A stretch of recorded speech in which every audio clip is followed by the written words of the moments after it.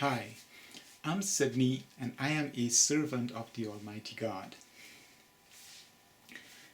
As a little aside, Christmas is coming. Pick up copies, get your friends, get it to your religious leader. Get a copy of Humanity's Inflection Point so that we can all assist in getting us to that true brotherhood of mankind. Today in this episode I want to talk about a specific example that I came across. It's called the archer fish. And again, this series is recognizing God's omnipotence. To me, this is an excellent example. Now, these examples are across what we call nature, the works of God that we call nature. It's all over.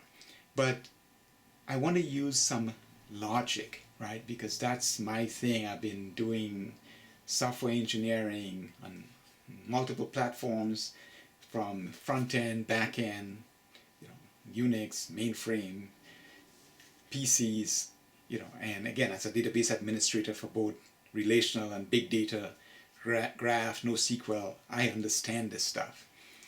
So getting to this archer fish, you could look it up, just Google it. It's a fish that does something that, it seems rather straightforward, simple. Swims, sees something up to 2 meters, 6 feet away, and it shoots a jet of water and knocks it down. That's, it gets its food that way.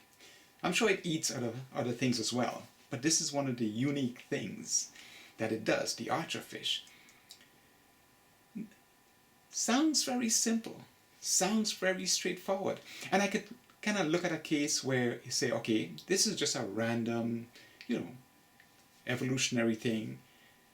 But immediately, almost immediately, you run into problems. It's like, just a second. So a fish that's swimming around in a river suddenly decides, this one fish decides, you know what, I want to get that bee, that butterfly, that wasp, that spider, whatever that is in this other sphere, from water to air. I want to get that. And I'm gonna, like I said, it locks its gills and squirts and builds that pressure and shoots that water. Now, I don't care whether it takes 10 million years or billion years, but which fish does that the first time? Obviously, it doesn't make sense that a fish just suddenly decides.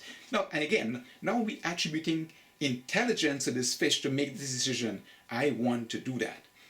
And so I am now going to change the way I function to shoot water. Now, this is one fish. No other fish is doing this. This one fish suddenly decided one day, I'm going to do this. And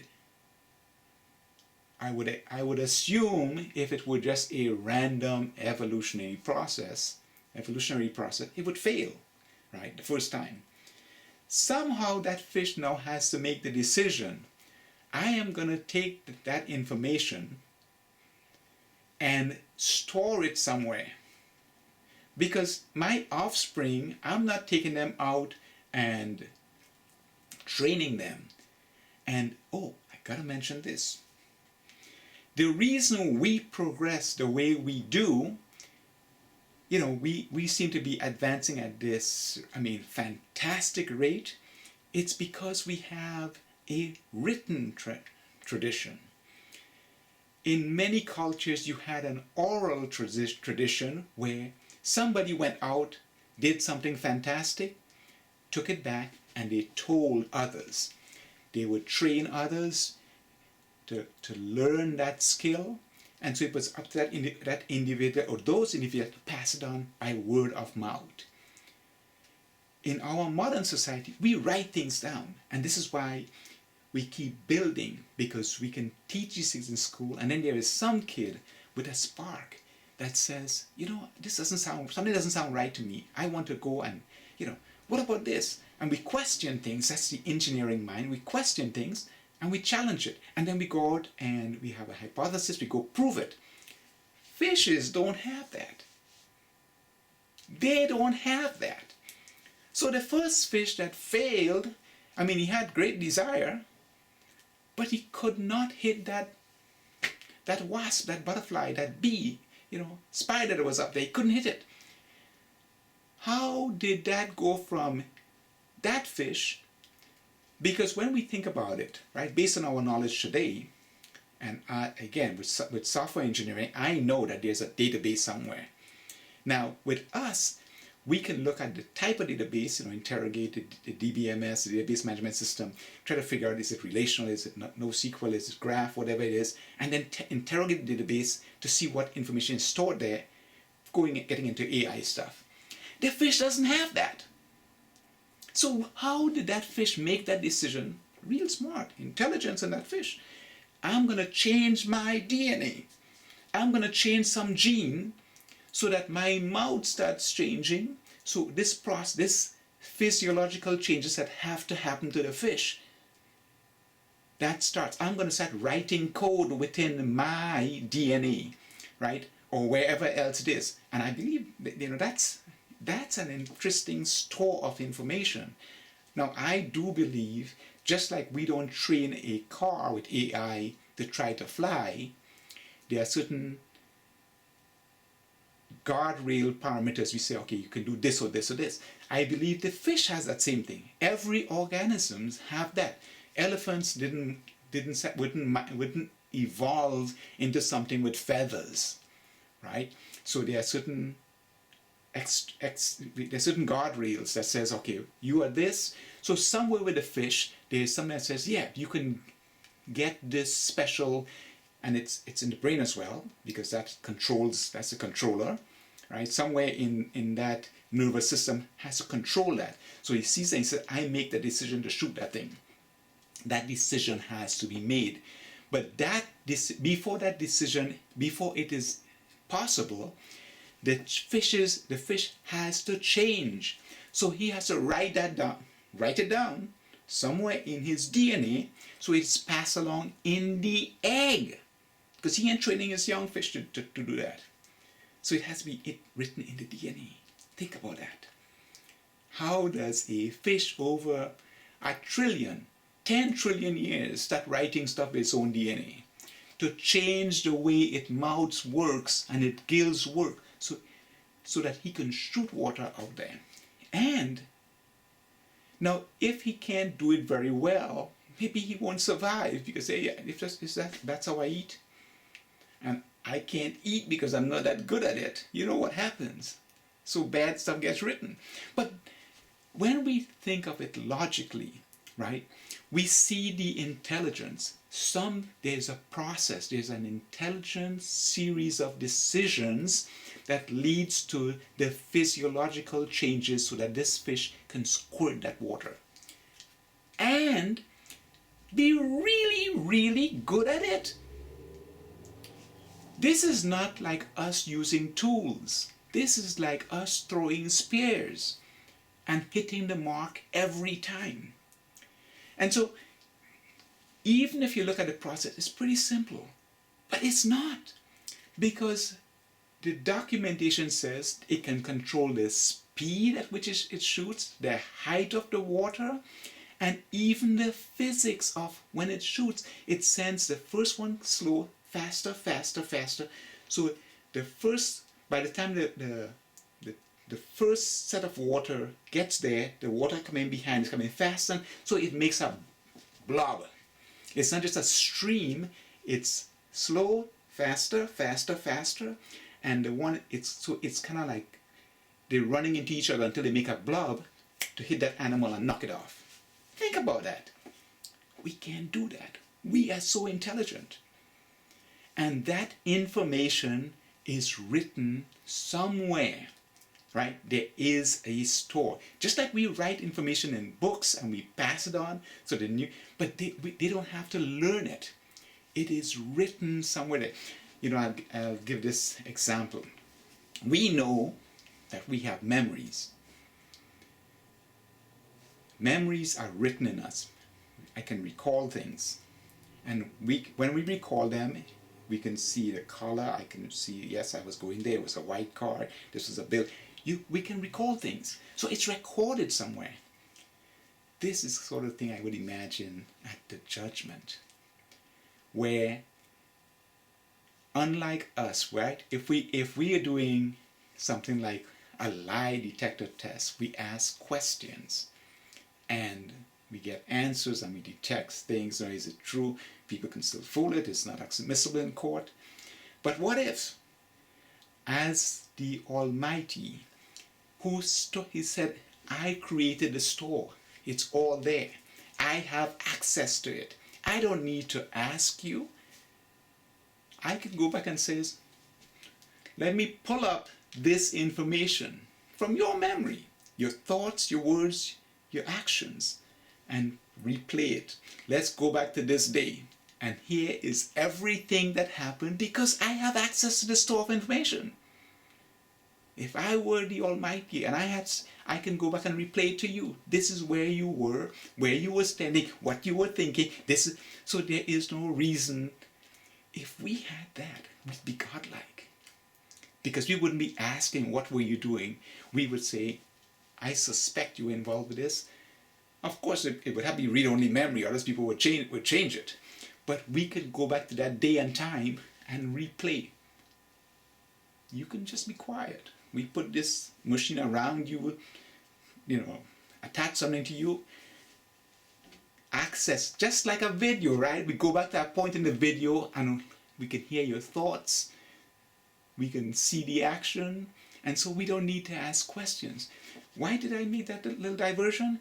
Because I suspect that somewhere the decisions that are available, that goes into mutating, the mutations, it's written somewhere. There are guardrails, there are certain limits to that, because a fish doesn't suddenly decide, I want to grow a long neck or feet or something. So he says, as a fish, these are the limits. All of these decisions, just like a car, you can slow down, you can stop, you can turn right, turn left. For each organism, I suspect that there is that database that's stored, and we may in time have access to that. I think we are looking for that sort of thing, but we don't know the medium that it's stored in. With ours, we know. It used to be a hard drive, now it's NVRAM. We can look and say, yep, and then we can reverse engineer that. But God's storage media, we don't know where it is. We don't know the first thing about it, but it's obvious. This is why this information, this is how it's passed down from this archerfish through the eggs to these other archerfish, and they come out perfect. The Creator creates perfection.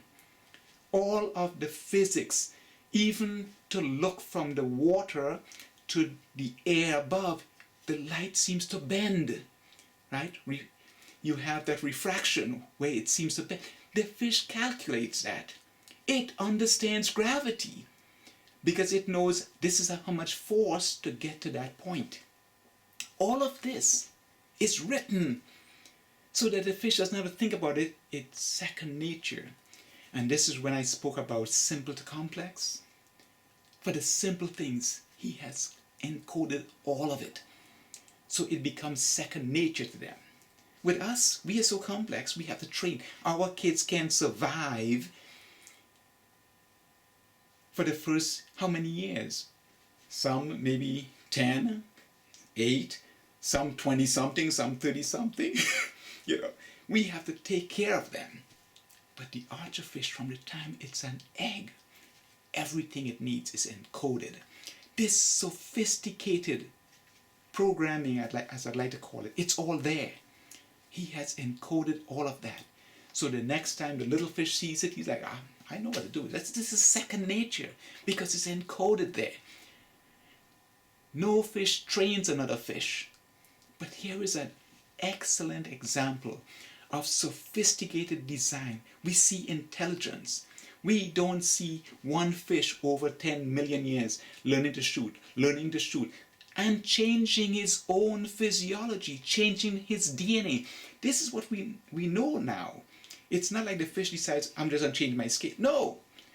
In order for that to be passed down, just like we have written stuff, we write down all the chemistry, we write down all the information we know about any material, it has to be written. Somewhere in that fish, it is written so that it is passed down. And they don't have to relearn it or go to school because they are simple. He takes care of them. He says, I give this to you because he's showing his love for all his creations. The complex, we need to learn so that we can be good stewards. Not just for ourselves. We're not just a fish trying to eat. We are the chosen to be the stewards, so we can take care of others. We can be concerned with conservation. We can be concerned with loving and building a better humanity. And these are the things that are missing from our religions. But this is the thing that's demonstrated in this example of the archerfish. It shows that there is a lot more intelligence that goes into building that fish in the first place, because it's not a random thing, because it's not passed down. It has to be written. Remember this. It's a written instruction that have to be stored somewhere so the next generation, which came from an egg, it does not learn from the parent. It's written into that DNA somewhere, all of that logic, so that the fish gets whatever equipment, quote unquote, that it needs, and the ability to accurately recognize that light bends as it goes from the water to space, recognize how much force it needs to overcome gravity, recognize the ability to send the water slow, faster, so it forms into a blob at the end, because the front slows down, the back pushes it, forms a blob, knock that thing out, get food. All of that is encoded. There's no training for the fish. That is in the intelligent design of our Creator. These are examples of that we must recognize His omnipotence. I will be doing quite a few more of these. It's all over what we call nature. All His designs. We see His love and His caring. We see His omnipotence, and we must recognize we are in His presence. This is the basis of us being a God-fearing civilization. I want to remind you, this is not a coincidence that you are hearing this today. You made a series of decisions that led to this point. And I hope that if it's His will, this will touch you, and we can all start that process. The process that leads to this reconvergence, so that each and every one of us, and in time, our brothers and sisters across the world will be aware that knowledge and the scriptures, our current knowledge that empowers our science and technology, and the scriptures came from the same source. And we can all start recognizing His omnipresence and His omnipotence. I want to thank you for taking the time. I am Sydney, and until, may God bless us all.